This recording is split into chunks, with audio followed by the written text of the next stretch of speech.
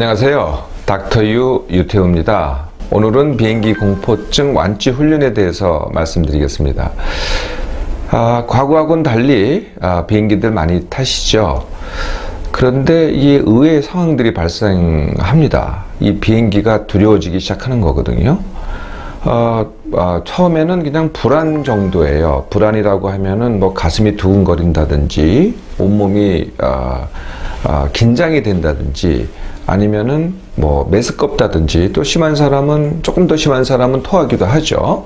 뭐 이런 정도였는데 나중에는 그게 아닙니다. 이 비행기를 탈 때 완전히 공포가 되거든요. 완전히 질린다든지, 정말 이 호흡곤란이 온다든지, 아니면은 이제 더 심하게는 공황이라는 증상이 옵니다. 공황은 이게 거의 죽을 것 같은 그런 증상이 오는 게 공황이거든요.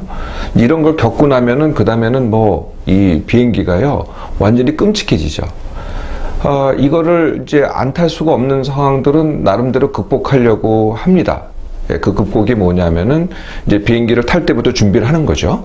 그래서 이제 가볍게는 어떻게 하냐면은 뭐 책을 본다든지, 뭐 이렇게 게임을 한다든지, 아니면은 영화를 본다든지, 이렇게 집중을 해서 이 비행기에서 오는 그런 자극들을 회피하려고 합니다.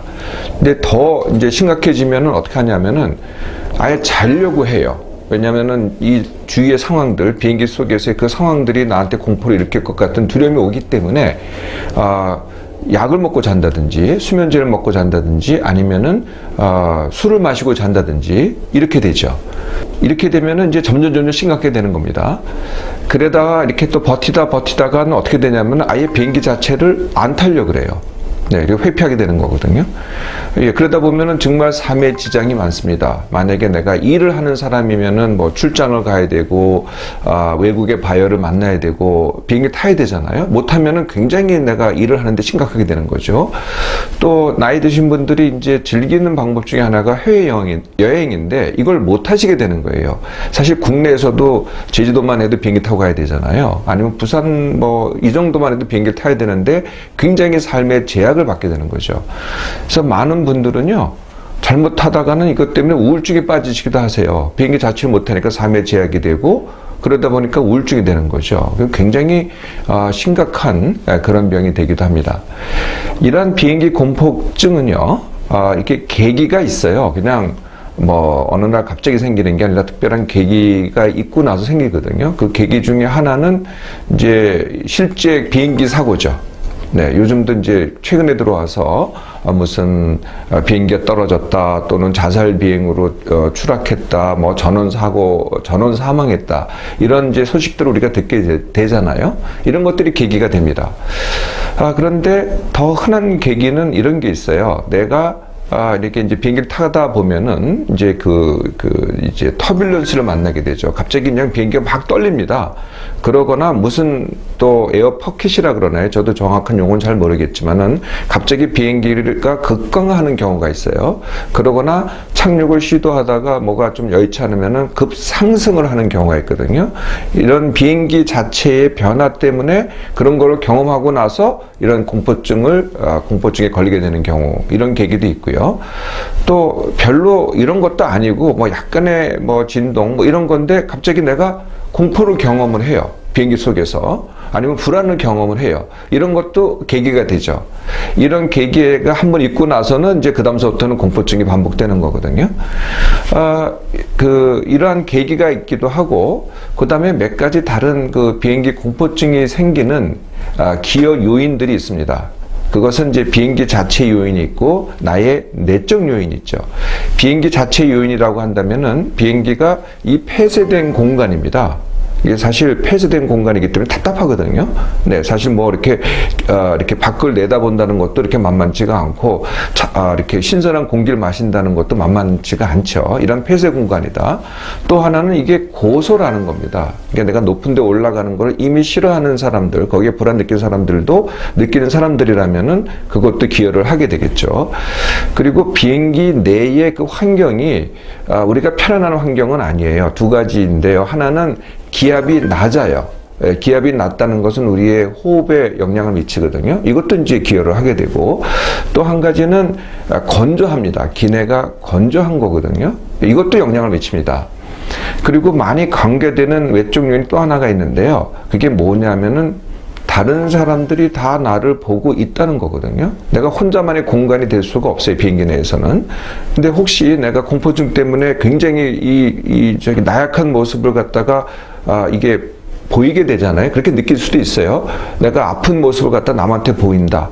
이게 또 굉장히 기여를 합니다. 그런 것들을 의식하다 보면은 이 공포증이 더 잘 오기가 쉽게 되죠.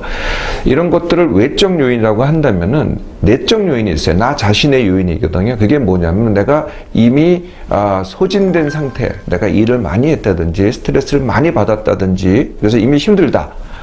이렇게 소진된 상태에서 이 공포증의 첫 경험을 하기가 되게 쉽습니다. 내가 막 일에 치여서 첫 출장 내지는 비행기를 탔는데 그때 공포증이 걸리는 거거든요. 그게 이제 내 내적 요인 중에서 중요한 요인이 되고요. 두 번째 요인이 원래 예민한 사람들이 있어요. 뭐 조그만 환경의 변화라든지 뭐 상황의 변화라든지 이런 거에 대해서 내가 굉장히 별로 예민하다. 이런 분들은 이 공포증 걸리기가 굉장히 쉽습니다.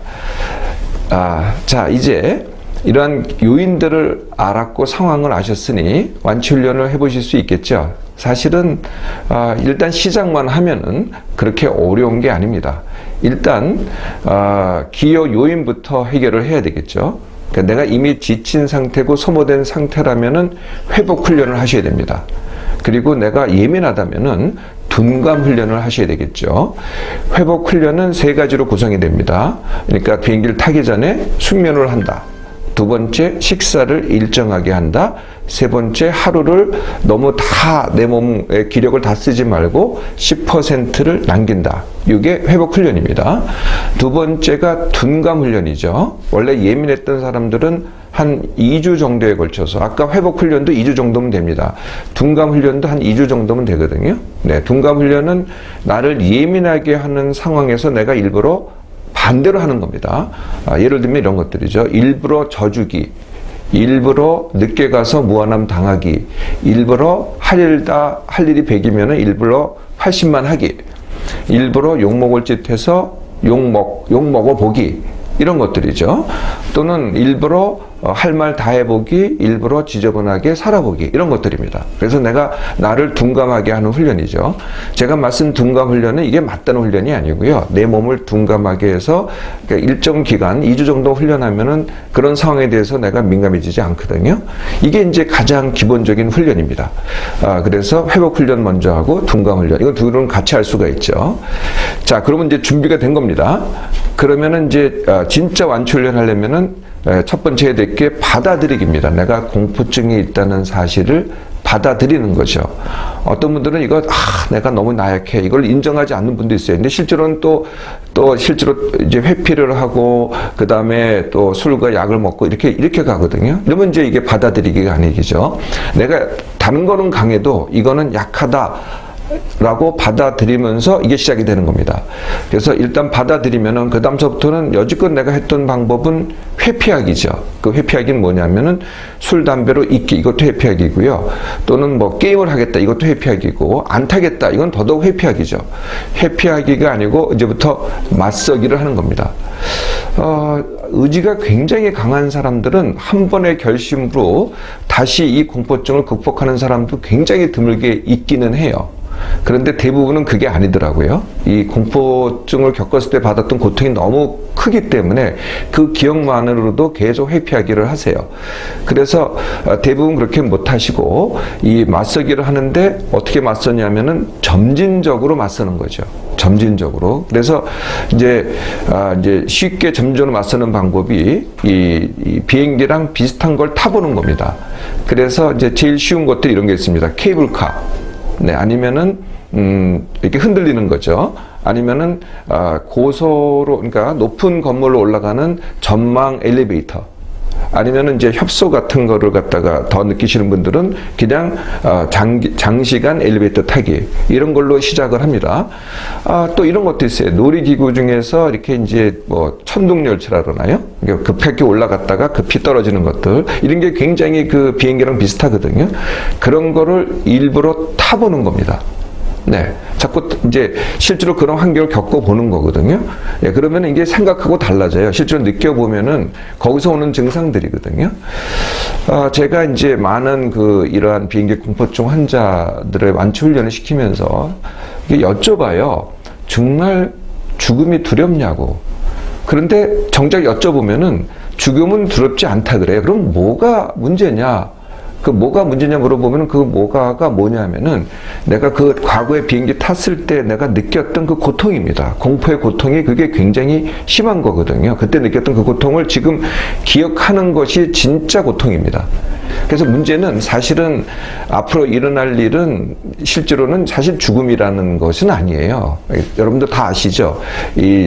요새 뭐 물론 그 비행기 사고가 조금 더 흔해졌긴 하지만은 그래도 비행기 사고로 죽을 가능성은요. 우리가 보통 자동차 타고서 자동차 사고로 죽을 가능성에 비해서는 1000분의 1, 10,000분의 1밖에 안 됩니다. 사실은 굉장히 안전하거든요. 그러니까 그리고 또 죽음에 대한 죽음 자체에 대한 두려움도 아니다라는 거죠. 사실 과거에 겪었던 고통에 대한 두려움이고 그것은 기억에 의해서만 일어나는 거거든요. 이것은 해결할 수 있습니다. 어떻게 해결하냐면은 그 기억을 생각 중지 훈련하는 거죠. 네, 생각 중지 훈련은 아주 단순합니다. 속으로 생각 중지라는 주문을 갖다가 계속 외우는 거거든요. 그래서 기억이 날 때마다 생각 중지라는 주문을 외우는 겁니다. 속으로 생각 중지, 2, 3초 후에 또 생각 중지 이렇게 외우는 겁니다. 그러면 그 기억이 무뎌져요. 이것만 가지고도 굉장히 효과가 좋습니다. 그래서 만약에 기억이 나면은 생각 중지를 하시면서 이러한 점진적으로 맞서기를 합니다. 그래서 놀이기구도 타시고 또는 케이블카도 타시고 이게 됐잖아요. 그러면 진짜 비행기를 탑니다. 우선은 이제 너무 긴 걸 타면 힘드시겠죠. 그래서 짧은 걸 타시면 되는데 그게 국내 항공기입니다. 그래서 국내 항공기를 한번 타보시고 이제 그게 만만해지시잖아요. 그러면 국내 항공기 중에서 저가 항공기를 타시면 됩니다. 저가 항공기는 어때요? 비행기가 작아가지고 더 잘 흔들립니다. 그리고 왔다 갔다도 이 급강하, 급상승도 좀 더 많은 편이거든요. 이런 걸 타보시는 거예요. 그러고 나면은 이제 이 장시간 비행기를 탈 준비가 됐습니다. 술, 약 이런 거 하지 마시고요. 바로 맞서기를 하시는 거거든요.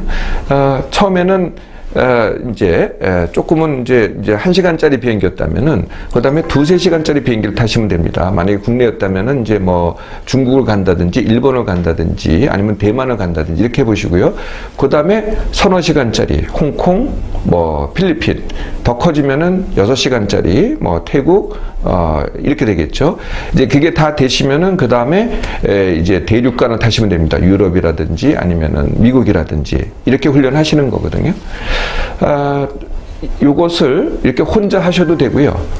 그 다음에 이렇게 내 상태를 아는, 내 병을 아는 지인들과 얘기하시면서 같이 타면 훨씬 도움이 됩니다. 근데 이것도 싫으신 분들은요, 제가 완치 훈련하면서 정 안 되시는 분들은 닥터가 함께 타주기도 합니다. 같이 타면서 그때 그 공포의 그 고통을 갖다가 의사인 저하고 같이 하면 훨씬 쉽거든요. 이렇게 해서 이 비행기 공포증을 완치하는 데 걸리는 시간은 모두 3개월입니다. 3개월이면 완전히 극복할 수가 있거든요. 자, 여러분 계속 비행기 공포증으로 비행기를 회피하시겠습니까? 아니면은 지금부터 맞서기를 해서 훈련을 통해서 비행기 공포증을 완치하시겠습니까? 여러분들의 선택입니다. 감사합니다.